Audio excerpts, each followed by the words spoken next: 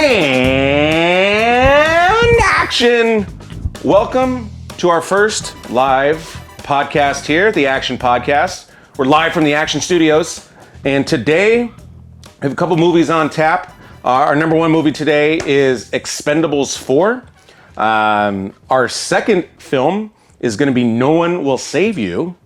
And lastly, Pete on Hulu. Yeah. And lastly, Pete will be reviewing Bottoms as well.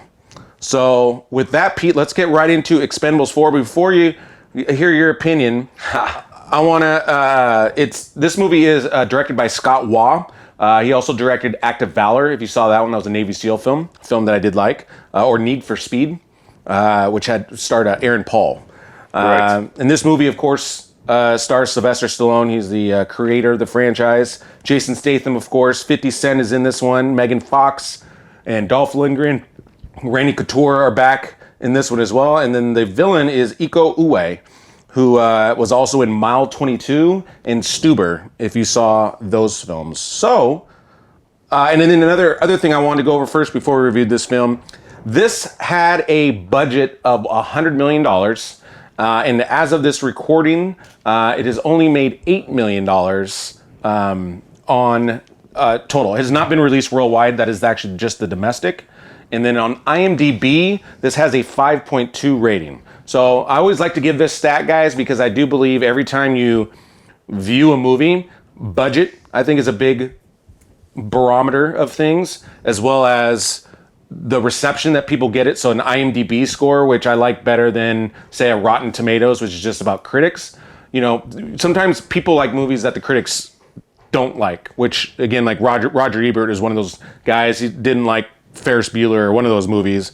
He rated it poorly, but everybody loved that movie. It's a cult classic, right? So we try and incorporate all these different opinions to help you figure out what you want to watch. So with that, Pete, you got some of the info, you got some of the stats. Expend4bles 4, right. Where are you at with this one? Yeah, no, I feel well informed at this point. I will argue that Rotten Tomatoes is kind of cool because it does give you that dual score of critics versus audience members, so you can kind of get a good sense of whether or not really people really love something versus whether critics only like something and everyone hates it. In terms of Expend4bles 4, I've never been an Expendables person. I've never seen the first three. This is going to be a review coming from the same place from our previous podcast from the Fast and the Furious series, where if I'm just somebody fresh coming into an IP, can I get into it? What do I love? What do I not love? Etc. And I got to tell you, there's a lot of not to love from this film. This is an action movie with an all-star cast, with a decent budget. I mean, it's decent. Very decent. I have to say that this movie was very over the top, which I understand is a big draw for a certain group of people who go to the movies and they just want to see a bunch of ridiculous things sort of transpire. This movie encapsulated everything that was ridiculous about movie making, and especially about the, dare I say, the bastardization of action movies.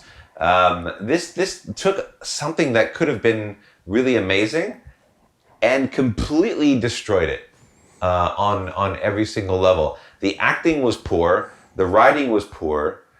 The sequences themselves, there's a sequence of motorcycles on a open-watered ship that was just so ridiculous. Yeah. It's very difficult to kind of get into some sort of a realistic groove with something. It's very difficult to invest yourself in a movie like this. There's something that happens in this movie, and spoiler, if you want to fast forward about before 15 seconds. I mean, I think the best comp for this is obviously the Fast and Furious series. You know, we've seen this before where, again, and that's been our biggest criticism of Fast and Furious, but it's a too reliant on CGI, and it's too reliant on just throw out reality. Yeah, but it decides that we're going to just put all these people together and we're going to do something amazing, and that's the draw. You bring all of these people together. I get it for the first one. The first Expendables, Stallone wanted to bring back all of these like action movie stars that maybe haven't been working in a few years or whatever it is. He brought them all together and he developed an idea that was actually something that was quite original. Yeah, and the first one worked. The first one was good. And it worked just fine. The first one was good. The second one was also pretty good. And then, it just starts to taper because, again, sometimes with franchises, instead of recreating itself on each one, you stay too reliant on kind of what made it successful, but there's nothing fresh about it. And so if you go back to the old days, Lethal Weapon, right? Like, remember, Lethal Weapon started to do that, but guess what they added? They added Joe Pesci, I believe, in the second one or the third one. And Joe Pesci is obviously a home run, right? And so he added so much flavor and character to it. He changed the dynamic of just being them two to them three, and he added so much more. And so the series was able to keep going. And I think the fourth one they added Chris Rock. You know what I mean? Which actually worked on the first one. I was in an ambulance in the back in Long Beach. So, a little fun fact about me. But yeah, so I think that's where this one, I think, definitely could have done more, is how can you recreate this? And I get your point. I don't want to keep just going down on it. It's very clear, obviously, that this movie, there's a lot of things that didn't work about this movie. And again, there's a couple different things also to know about this movie before you make your decision on whether or not to go see this. We talked about before what the budget was. So in the first one, the budget was $80 million, made over $300 million. Most of its money is made worldwide. So to Pete's point, the main audience for this one actually is not us as Americans. It is an international audience movie because guess what? Stallone, Statham, guys like that are huge overseas. And so those names alone, people will go pay to go see it. So you got to understand also the business side of action films and just stars in general, is that alone will drive. That's why these movies get made. But yes, but this movie. No, I know. I'm just telling you. I'm trying to educate the audience on why this movie even gets made. Right, because my counter argument to that is that it's this. If you're gonna make a fourth movie to attract global audiences, at least make a good movie, because now the world is going to be not interested in an Expendables 5. 100%. You could have very easily made something 100%. worthwhile. We get that. That point is very clear. Terrible. But again, I just want the audience to understand the business side of filmmaking, because again, sometimes they won't care about the script like Pete's talking about, and they won't care about some of these other things because it's just like, we've got money in the bag. I'm not saying this is the right way to make a film. I'm 100% in agreement with Pete on this one, but I just want the audience to know, like, why would they make such a shitty film? Is because unfortunately this is a film that's sometimes controlled by the financiers versus an auteur or a filmmaker that's passionate about the thing. Now again, Stallone didn't direct this one, which I think is also a keynote on this one. He directed the first one, he wrote the first one. And again, I think that's why that one was the most successful one, is because, again, when Stallone does actually care about making these films and cares about his audience, and he puts that touch, those extra touches into his film. And I think that's a big delineation between when you get like sometimes a fourth iteration versus the first one. You lose the people that had the heart in it. So I want to make those points because, again, some of you are probably wondering, like, again, if it's such a shitty film, why would they put that out? I get that part. And that's coming from us audience members. But you also understand too, we're just not the audience. And that's important to know. So I think we've gone over this film enough, but I want this to lead into our next segment, Pete, because this inspired me when I was in the movie theater. I'm already thinking about what this movie could have done to do better. Oh, before we move on though, another point I wanted to make with Pete that I just thought, like, how this movie missed. I want to get into specifics. This is going to be a little bit of a spoiler alert because there's specific scenes in this one. So fast forward if you don't want to know any of the story. So there's a major plot point that I'm going to talk about right now. Spoiler alert. So, and this is going to talk about why this movie missed, because it had some elements that it could have really carried far and it just completely missed. So like I mentioned before, Sylvester Stallone is the star of this film. And Of the franchise. And in the beginning of this film, they set up that he ends up dying on the initial mission. What? Yeah, big shocker. And so that then shifts the movie into Jason Statham's court, and Jason Statham now must go through. Now, one of the reasons why I felt like this movie missed is it really didn't hit home and didn't really make you like sad about Sylvester Stallone dying, because it kind of just breezed it over. It wasn't dramatic at all, really. There was no kind of emotional of it. It was just like they kind of breezed through it. And I know now, obviously, in the end, we find out that he comes back and all that stuff. But even still, if you're trying to set this up, like, make it sad. And I feel like, again, if this property was in somebody like a Michael Bay's hand, I know not everybody's a Michael Bay fan, but regardless, Michael Bay still knows how to really stretch a moment out and add emotion when there necessarily is an emotion. He's a king of slow motion and music. And there was no Maverick holding the dog tags of Goose moment with the music playing and like real emotion to kind of I mean, that was one movie. This is the fourth movie, and you're telling me after 4 movies you still can't tug at the heartstrings of your audience to make you feel something when Sylvester Stallone dies? Yeah. Like, there was nothing that made me care one bit about him dying. It was just like, oh, okay, he's dead, and there goes Statham. He's gonna run off and go fight a giant megalodon or something. You know what I mean? Like, it didn't matter to me.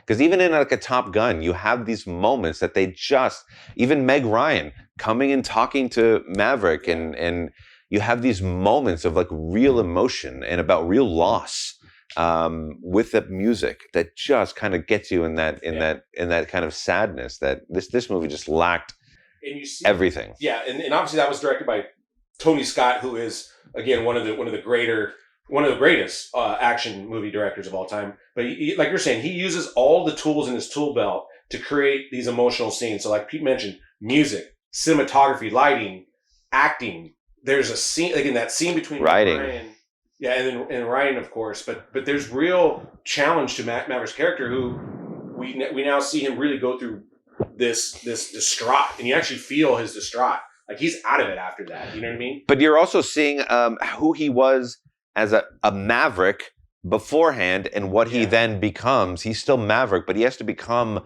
something different than just a call sign. He's got to become a leader. He's got to become somebody that has shown actual growth in his life. And through tragedy, that's how you really kind of find out who you are. Yeah. There's none of that in this movie. Yeah, and then and moving on to the next subject, again, I don't want to just beat a dead horse here. And then the other part too that I think just really takes you out of this movie is the CGI or the overuse of it. There's too many scenes, and we talked about this, where it's somebody behind a green screen, and it's like you can just tell, and it's like, I mean, obviously, you know, we both have worked in post production, and so we might be a little more stingy than others. But with a $100 million budget, I'm sorry, like, I've seen student films. I've done films with better looking CGI than this. It's poorly lit. Like, it's just no excuse for this stuff. And my rule of thumb with filmmaking, like, if you can't make it, you can't shoot it practical. Like, I can literally shoot some of those stuff in my backyard right now, and it will look better because the way you can angle it the right way. You can just shoot it outside. Don't shoot it in a studio because it just doesn't look right. And there's too many scenes that could have easily done practically that they did the shortcut, and it just looks terrible and takes out. And it's just, again, you're making an action film, rewrite your script to fit your budget, because you don't have to do all these loud effects that if they look bad, it just takes you out of it. So again, I don't want to beat dead horse, but we do want to lead into a segment of the anatomy of an action film. We've kind of already gone through a few of these, but we want to label it down. So if you're a future filmmaker or you're a writer and you want to figure out how can I connect all these action films, what works and what doesn't, we're going to lay them down here. 7 points on the anatomy of a great action film. So what we've done is we have our 7 points, and then we're going to use examples from movies that are successful of why that works. So our first rapid fire. So our first one, Pete, is story. Now, we talk about this in every movie, right? And it doesn't matter if it's an action film, a drama, a comedy. There still has to be a story, a structure that binds everything together, because if we're not invested in it, if we're not along for the journey, we tune out. Especially today in the days of phone and all that stuff with distractions, it's so easy to start hopping on your phone. So if the story doesn't draw you in right away, and we have 2 examples of this. that helps that. The first one we're going to use is The Rock. The Rock, I personally think, is one of the greatest action films of all time, this is more It's definitely up there. example of a story-driven movie, plot-driven movie versus a character-driven movie, right? This is not Good Will Hunting, which is massive character development and it's not your fault and you're just crying at the end of it. This is different. But with The Rock, it ties in three different characters. Nicolas Cage, Sean Connery, and Ed Harris. They're all three separate, but then they all are tied together. And that's what makes the ending so powerful, is because it brings them all together, and they have what we call a moral dilemma. So one of my favorite books when it comes to writing is a book called Anatomy of a Story by John Truby. And in that book, they talk about the main thing, and a lot of movies miss on this, is having a moral dilemma. And what a moral dilemma is where both scenarios are plausible and you can make an argument for both. And so you have to make a decision, almost like what's the lesser of two evils. The lesser of two evils? Thank you. And so in The Rock, the villain, which obviously, so you have your antagonist and protagonist. Ed Harris, your villain, right away from the very beginning, they set this character up. He's at a funeral of his division. They all got wiped out, and he's at the funeral. It's sad, it's emotional. You hear the audio in the background of his team getting wiped out, and then he goes to Congress and he's asking for restitution for his soldiers that the government left behind. So already that's an amazing premise, and it's powerful. And you can already side with Ed Harris, even though he's the villain. You can already side with where he's coming from, because you're like, man, that's an injustice. Okay, that makes sense. And then you can make the same point with Sean Connery's character, because he is somebody that was put into custody by that same government that maybe he necessarily shouldn't have been treated the way he did. And so you're sort of on his side as well. And then you have Nicolas Cage's character, who works for the government, but he's the good guy, the one that you're rooting for. So you have these three main sort of characters all kind of combining and converging into this one major story. And there's a clear villain, there's a clear hero, yet there's a lot of gray area. You could root for all of them at the same time. I mean, That just is incredible. That's incredible writing.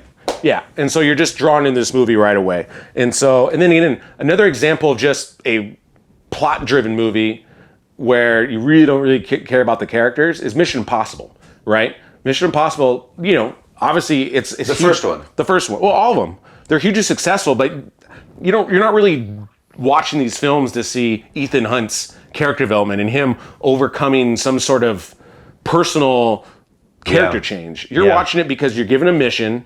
It's tough. It's impossible. And then it's interesting idea. And so even this last one, which I actually think it's my favorite Mission Impossible, but this last one, Day of Reckoning, Part 1, it's dealing with AI, and it's an AI villain pretty much. And it's just a kind of a race against time, and it works. And the movie just moves. There's no wasted story elements. It's just scene to scene, and each scene is connected to another key element when it comes to story. Each scene has to have relevance, and it should be like at the end of this scene, it should tell you exactly what's going to happen in the next scene in terms of like where we're going to go and what the purpose of that scene is. And it just repeats. Another one, American Assassin, is exactly like that. It's one of the most efficient films I've ever seen in my life. Pretty solid film if you haven't checked that one out. Our next point is choreography. And what we mean by choreography is most action films obviously have fight scenes. And with fight scenes, obviously we've seen tons of fight scenes at this point if you've been watching any sort of movies. Yeah. But what can separate your movie now versus a later movie is choreography. And Pete, why don't you give your example of choreography? Well, you want a bad example from this movie? You look at the fight sequence between Megan Fox and Jason Statham. It was obviously choreographed, and yet there was nothing of substance behind it. They just decided that they would fight in the middle of this movie for zero reason other than to fill up some time. And yet you can look at a lot of other action films that have great choreography, even if it's not just a fight sequence, but great choreography. Look at Raiders of the Lost Ark, and when Marion gets ultimately abducted by the Nazis or whatever, that whole sequence was choreographed. And there's a big pivotal moment in there where Indiana Jones is fighting the guy with the big sword. That was all choreographed. Each time he ripped down one of the baskets was choreographed. I mean, there are very specific things that you can do in these scenes to actually make them worthwhile and actually make them vital to the story itself. And there was just none of that in Expend4bles 4. Yeah, and another good example, especially of a recent film which gave a fresh take on choreography, is the John Wick series. John Wick, you see these guys battle, but there's it's not fake punching in terms of like they're using camera tricks. These guys are actually learned and trained how to fight, and then they're actually fighting, and then they're choreographed, so it looks real and good. Equalizer is another great example. Yeah. This is which is the more human version of a John Wick series, right? And it's everything is choreographed, but it's perfectly done. It's well timed and it's well thought out. There was effort put into it. Yeah.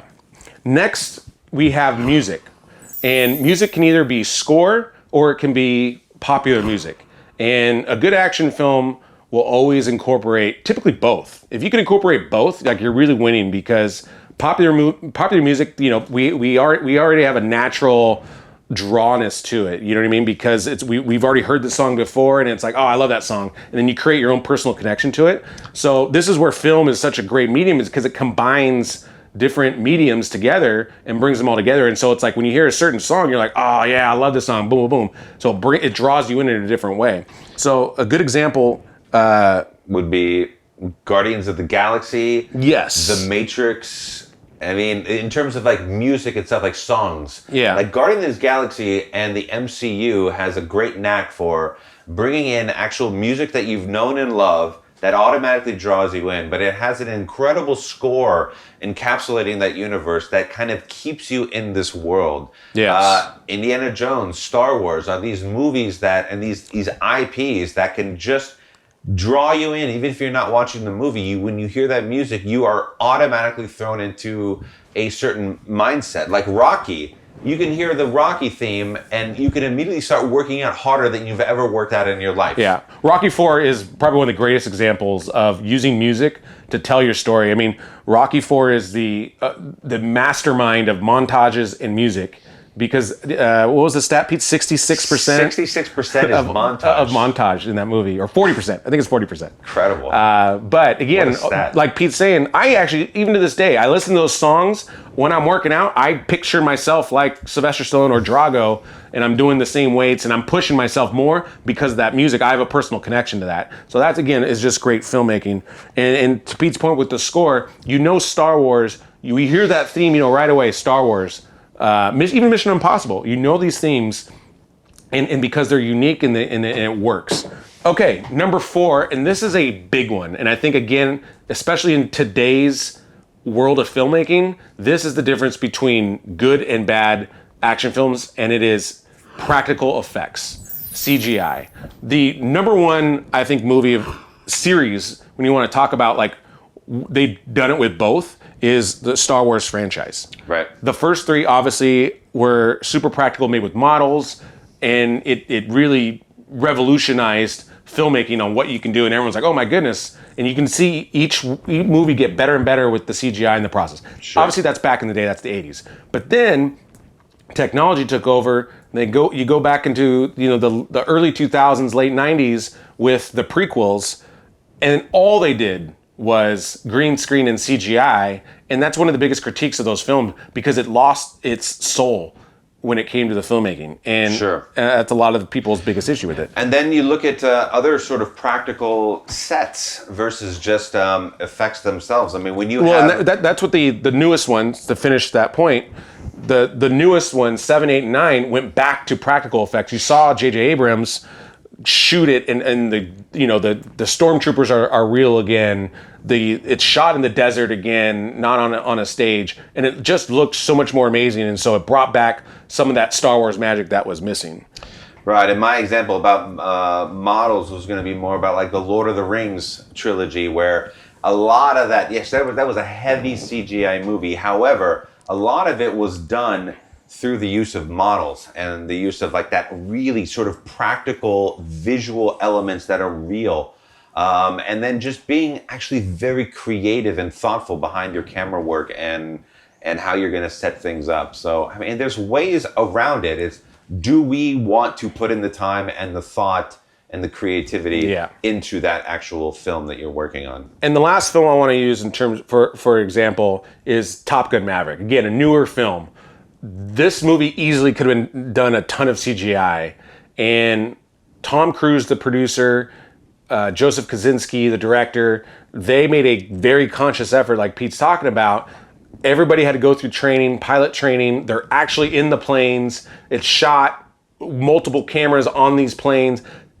Yes, it's very expensive, but you know, even if you're not shooting Top Gun Maverick, the point of the matter is movies with bigger budgets than that movie were still reliant on CGI. This movie went back to basics and shot it, and it looked amazing. And that's why that movie grossed over $1 billion, was because it felt and looked so real. People were immediately drawn into it. And you can't fake the funk on a nasty dunk, Pete. No, you can't. And that's a very good point. But it puts you into that. What actually is another element to put you, I mean, because that's the goal. You want to put your audience inside of that scene of your film. And that's another element that kind of helps you do that. Yeah. Next, point number 5 is cinematography. And yes, angles, things of that nature are always important. But there's also techniques. And the use of like slow motion, for example, which is kind of a staple in slow motion. When to use that, when not to use that. So to me, my guy, Michael Bay, kind of comes to mind, even a John Woo. These guys were kind of the masterminds of slow motion and when to actually use it to kind of enhance like an action scene and to draw more emotions. You brought up a movie earlier. Well, one of the most immediate things that I think of when it comes to amazing sort of shots that I've ever seen is from Bad Boys. And it's like a big explosion happens, and it's literally just Will Smith and Martin Lawrence standing up and looking at the carnage that just happened. But the way that it was shot, it was almost like this giant 360 slow motion. There was movement to it. It really encapsulated everything that you needed to know and feel in that exact moment that they're feeling as actors, as characters. Yeah. And it just took simple. Yeah. It took a very simple concept of let's just kind of slow motion 360 and rise around. You know what I mean? Like it's it worked. What a beautiful shot. No, it beautiful. Worked. Yeah, and Michael Bay again has tons of examples. All of his movies. All of them. Even Ambulance, if you just saw Ambulance, has a couple moments like that, where the camera is just, it's shooting into it. Oh, great example, Christopher Nolan. There's 2 shots that I really love about that film. The first one is film? Dark Knight. Dark Knight. The very beginning, the movie starts and the camera is kind of low angle and kind of slowly moves up, and you see a man in purple holding a Joker's mask. And right away, especially because you knew from the first one, but right away you're like, oh shit, this is the Joker. There he is. But it's just this nice low shot that kind of swoops up slowly. But again, it just kind of creates power. And that low angle signifies power and boldness and leader. And so that shot was perfect with the motion, right? And then the other shot is when the Joker is at the party, the fundraiser party at Bruce Wayne's place, and Maggie Gyllenhaal, he throws her out the window, and Batman jumps out, and then she falls over the edge, and then it's one of the first times I believe in movie history that this technique. But you're basically, the camera is with Batman, and he jumps over the edge, and the camera goes with you. I legit fell out of my seat because I was like this watching it, and then I like fell out of the seat because the camera just like, now I have vertigo too, so that didn't help. But regardless, that shot took me over the edge, but it was just a perfect shot at the perfect time that told the story. It's almost like those early days of VR where you didn't have that capability of like just keeping yourself like kind of first. So if you were going down in VR, you're going down with it. Yeah. Next, number 6, we have editing. And again, I'm not just talking about your basic editing techniques, but we talked about it. Editing obviously goes along with cinematography, right? And so again, sometimes what a poor editing job can do is try to make up for bad choreography. And sometimes you just can't edit your way around it, and it takes yourself out of a scene because you're cutting too much and it's not allowing us to take in the information. So again, a John Wick movie's great because there's less editing, but it has a more impact because it's not cutting every single time to try and emphasize a punch. It's allowing you to watch the fight, but the camera way it moves, you're still kind of in the fight and you're seeing it, and that's the choreography working in it together. But one of the best edited films that just creates so much tension and combined with the angles and all that is Crimson Tide. Crimson Tide is one of the greatest edited films of all time, and there's so much tension with the camera placements and whatnot, and where do they cut? You cut, with a lot of the reaction shots, you're seeing how the other person is reacting versus just cutting to someone talking. Again, that's kind of on the advanced level of editing. It's not just about showing somebody; it's also about the reaction of what someone is feeling, so that we know how to feel sometimes. And Crimson Tide is a special piece of work because the filmmakers got you to feel as claustrophobic as you would feel inside of a submarine. Like, I don't think that anybody can do a better job. I mean, Hunt for Red October was great, but Crimson Tide, they brought you into this claustrophobic world, and yet we're still able to use angles to make you kind of feel everything that everyone was going through in that film. We should do that movie. Yeah, absolutely. And last point, number 7, is casting and chemistry. And this is big because, again, and I think in the first one, the first Expend4bles, there is a ton of casting. They got all the big names, they got all that. But it was a bit of a has-been sort of vibe where Sylvester Stallone brought in people that maybe you haven't seen in a while, and yet it just worked. It was a great idea to bring casting together, and there was chemistry there. Yeah, but the reason why I think it works is, A, these guys are great actors, and 2, I think outside of, again, like, obviously these are actors and it's a job, right? But just like any sort of a job, if you don't get along with your coworkers, it will show on camera. And these guys, when they brought back, they all understood what Stallone was trying to do, and they had a respect for Sylvester Stallone. And so Mel Gibson, Bruce Willis, Arnold Schwarzenegger, all these guys had a respect for each other, even though at times they were adversaries. For this movie, they all brought their A game because they understood the power of this movie and how important it was for everybody to play their part and to play their role. And they each brought so much. I mean, Bruce Willis obviously is just an amazing actor. Die Hard, but see, even Die Hard is a good example, right? When you talk about chemistry, even between a villain and a protagonist, like Alan Rickman and Bruce Willis had a great chemistry on screen, even though a lot of it was just talking, which is really hard to do. But they had a good back and forth. And again, part of that script, sure, but you actors still need to deliver. And Willis and Rickman crushed that movie when it came to chemistry between a villain and a protagonist. But even some of the 80s and 90s movies of the great action movies and the great kids movies that we used to see, like Young Guns and The Lost Boys, and these were action movies. Some of them were a little bit more fantastical than others, but there was a chemistry when they brought all of these major actors together. Young Guns, that was unheard of, to bring all of these major up-and-coming actors together, and they bring them together, and then it absolutely works. It's because they all basically grew up together. They were all auditioning for the same stuff. Yeah, like there was a chemistry there, and they hung. And if you read stories about that casting, these guys hung out together after. They would be camping together because obviously you're in a Western, so they weren't just playing these roles, going to their trailers and then not talking to each other. They spent the time off camera to make sure that their chemistry was what was happening. Especially on camera. On camera, yeah. Especially when you're talking like relationships, like if you have an on-screen relationship, that's a big thing. One of the classic stories is the chemistry between Tom Cruise and Kelly McGillis. People always talk about how much they lack chemistry and how they just literally didn't really like each other. And it kind of shows on camera. no one thinks of them as like one of the greatest couples of all time on screen. But then you talk like A Star Is Born, which is not an action film, but just to use a movie in terms of relationship.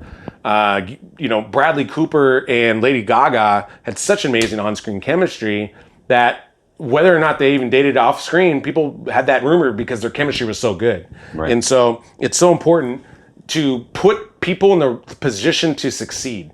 Denzel Washington is a good example. He doesn't take roles that he knows, even though he's a big name and pretty much anybody would hire him, he's not going to do a movie where he doesn't think he can execute. And so putting your actors in a position to succeed is so, so huge. And again, like Emilio Estevez in Young Guns, he was an excellent Billy the Kid. And like to me, that's always that's who Billy the Kid is. It's Emilio Estevez. Charlie Sheen's another great example of a guy like he gets put in the right situation, and then his talent will just take off from there. And so that's always your job as a coach, as a director, as a producer, as a writer even, is to put the right person in the right role to really, really accentuate their talents, because it's a team effort when it comes to filmmaking. So hopefully that helped you guys a lot.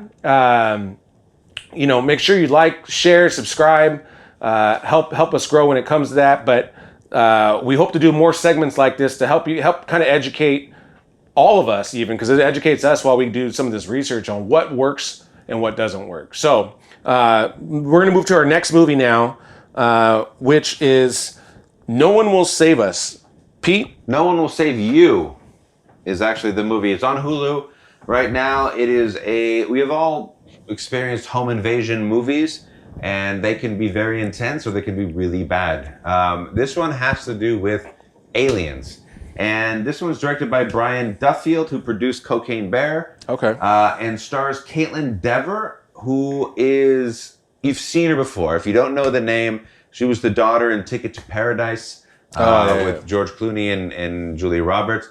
So this movie was advertised as an alien home invasion. They almost give it away right away in the trailers themselves. However, you would expect there to be a huge buildup to this alien invasion. Wrong. This happens within the first 10, 15 minutes of this film. There's already an alien lurking about, enters the house, horror ensues, and I'm not even going to tell you what happens because you need to go and see this movie, because then things just escalate from there. And what a ride. It is actually it's a great movie to watch. And it's a streaming one, so you can go and see it right this second. I will check that out. It's fun. I probably should have checked it out and did my homework. You should have done it. But it's good, and I recommend you go and see it. It only got a 6.4 on IMDb, but I think that there's some real value. That's not bad. How these things are being shot nowadays, and how streaming movies can actually be something of significance. This is a good movie. You should see it. Awesome. And then lastly, we have Bottoms. Bottoms came out a few weeks ago, and this is one of those movies that was produced by Elizabeth Banks, among other producers, but she's the big name, and we've seen her in a lot of things and actually really loved what she does. This movie is about two lesbian girls in high school who decide that they want to start a fight club with the sole purpose of getting laid by these other two girls that they are really attracted to. Already I'm in because the premise is hilarious. The two girls who are in this, I need to look at their names, Rachel Sennott and Edebiri. These two girls, I've never seen them before. However, they were incredible as these two sort of lesbian girls. The shining star of this movie is Marshawn Lynch, the ex-NFL player. He's so good. He plays the teacher who sponsors the Fight Club as an extracurricular activity. The dude is so funny in this movie. Side note: if you need to see Marshawn Lynch, he's also been in The League. He did an episode with The League. That was a small role, but a bigger role that he was in is Murderville. That's on Netflix. So this wasn't his first rodeo. This was not his first rodeo, but check out Murderville. It stars Will Arnett. Check out Murderville, Marshawn Lynch in an episode. It's one of the funniest things you'll ever see in your life. Now, the only downside to this movie, Bottoms, is that, I mean, you can tell in a way that this was a lot of the people that made this movie, it had to have been their first time with this specific genre and maybe even filmmaking in general. I haven't done the research on it, but however, it looked like when you see a top prospect in sports and you know that eventually they're going to be great, and then their first game or whatever, they do really well, they just haven't done something great yet. Yeah. I've got a feeling about the people that are involved in this film that this was just their first movie, and it really was good, and I laughed a lot because it's First big budget movie. It's never your first movie. Yeah, but it's a little bit risque, and they try to push boundaries, but they don't push it enough, and so the comedy could definitely have been pushed. The vulgarity could have been pushed, even though it's there. Believe me, you don't want to watch this with your kids at all. But I feel like the next time that I see any of these people, things are actually going to be a little bit more akin to what they're supposed to be sort of showing. It's a really funny movie, and I highly recommend it. A good comedy. It's Awesome. not Joyride, but it's comedy. It's funny. All right, awesome. Well, that'll wrap us up for today. Next week, we got a few films coming up. One is the number one movie is going to be The Creator, and that is that's made by Gareth Edwards, who did Rogue One. Our friend Shayna actually went to the premiere of that one. She said it's absolutely amazing. Looks amazing. I've heard great things about this movie. John David Washington is a star in that one, so definitely going to be looking forward to that one. Also in wide release will be Dumb Money. If you haven't seen our review on Dumb Money, go ahead and check that out. We did that a week ago. But I enjoyed that. It's got a Big Short feel. Not as good as Big Short, but it's a solid film in that genre, and it's a fun movie. Starring Paul Dano. Next is Saw X. And have you seen a lot of the Saws? I've seen the first. I think I saw the first one of I Saws. think I saw I've the seen first like one. 1 through 3 or 4, maybe 5. Yeah. At some point, you just like, what am I doing? So we'll see how this one goes. It's got an 8.5, guys. So 8.5. 8.5? That's an extremely high score. There's no way. There's no way. I plan to debunk this. Maybe there are only 3 views, but yeah. So we'll check Saw X out as Possible. well. And then lastly, for the family, for the kids, Paw Patrol, the Mighty Movie. I will be I know forced to nothing see of the this. I know nothing of the Paw Patrol. I don't know if I'll see that one. I'll do my best. Oh, it's amazing. Is it really? No. Oh, okay. I mean, it's fine. It's got a 6.1, so It's good. we'll see. It'll be fun. And then make sure you check out, we have our Rocky 4 podcast coming out as well. Make sure you check that. And then again, please like, share, subscribe, comment. We love your comments. We've been getting some great comments lately. And we appreciate you, the fans and audiences, for tuning into us and helping us grow. So with that, Pete, that is a cut. Thanks, guys.